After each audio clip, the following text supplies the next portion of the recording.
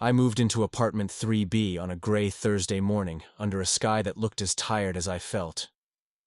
The place was in a neighborhood that used to be rough around the edges, but had somehow transformed into a collage of art galleries, vegan cafes, and tech startups with ironic names.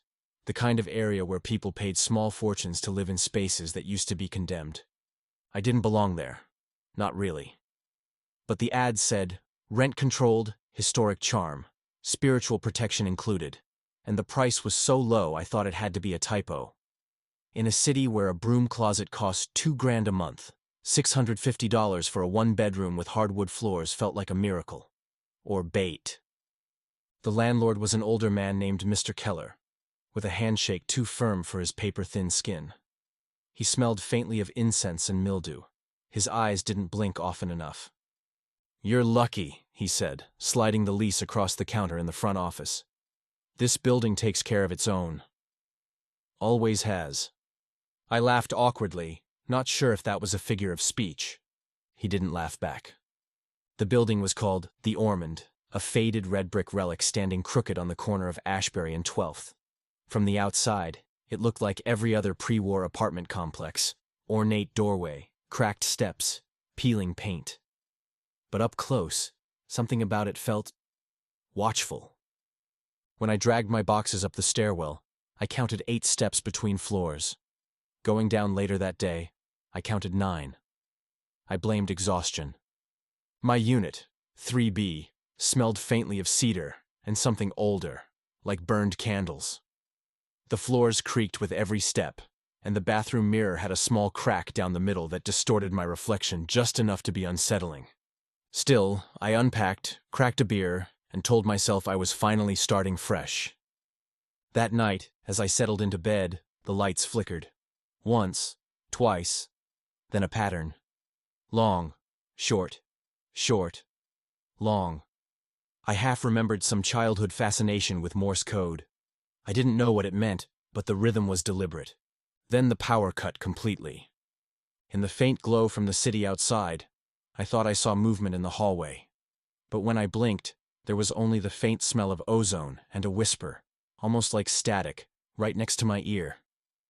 Over the next week, I met the other tenants, if you could call it that. There weren't many.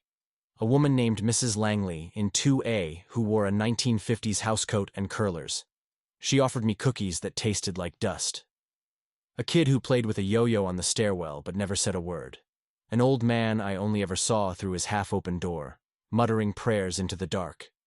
One morning, I found a loaf of bread on my doorstep with a note. "Welcome to the family. Respect the lights." The handwriting was elegant, old-fashioned.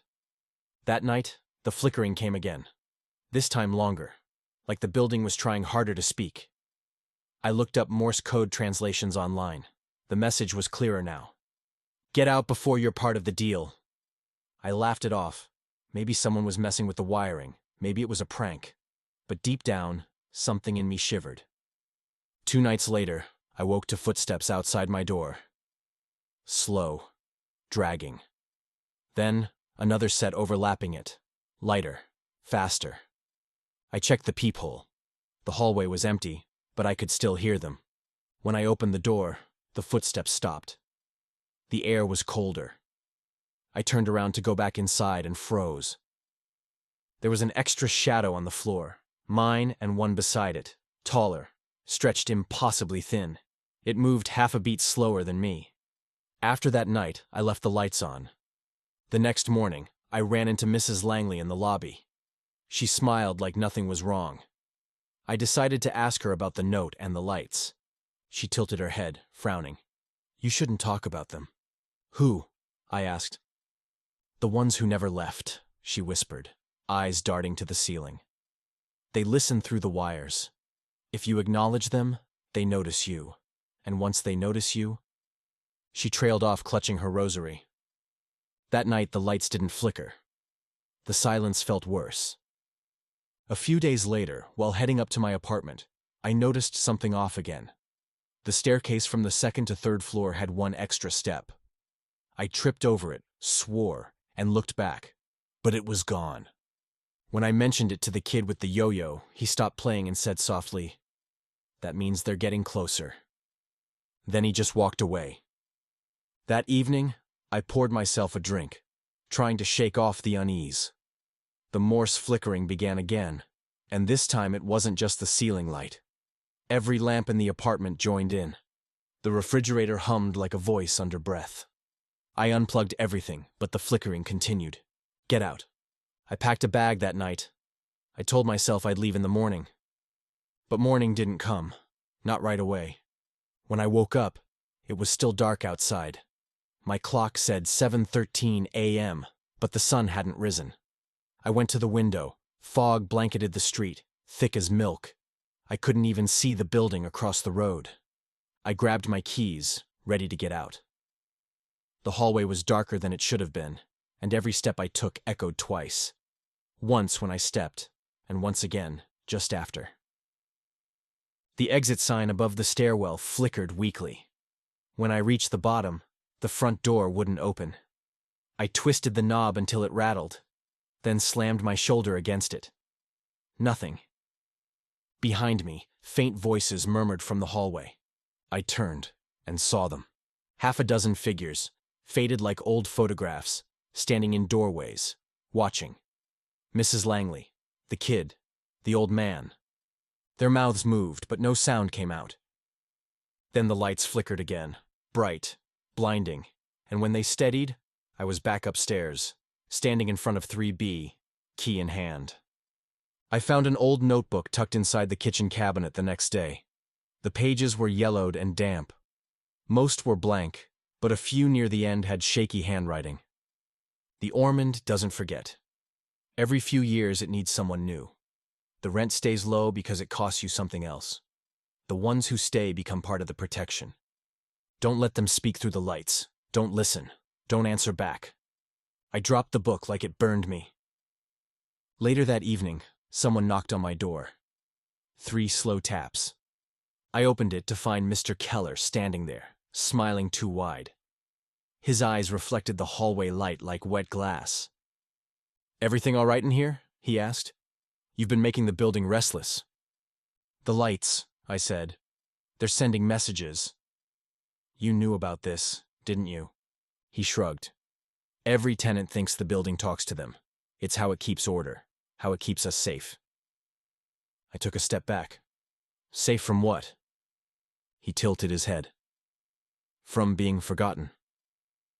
Then he handed me a small brass key I'd never seen before. "If the lights speak again, use this.